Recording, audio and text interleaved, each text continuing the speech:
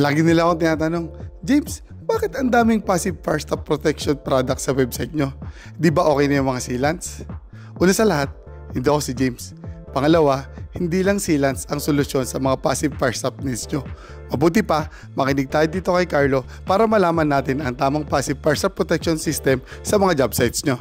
Ang fire stop sealants ay mayroong mga limitasyon pagdating sa mga combustible penetrations at multiple penetrations.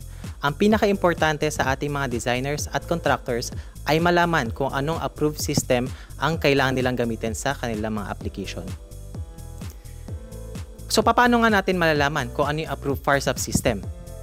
Unang-una, kailangan natin malaman kung ano ang assembly parameters.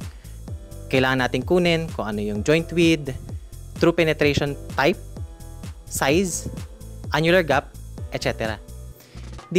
Pwede rin namin kayo matulungan para makuha ang approved fire stop systems gamit ang aming UL selector at engineering judgment gamit ang aming website. Tandaan, hindi lang sealants ang solusyon. Meron din tayong cast-in, preform device at advanced solution para sa complex applications. For more information, visit www.hilti.com.ph.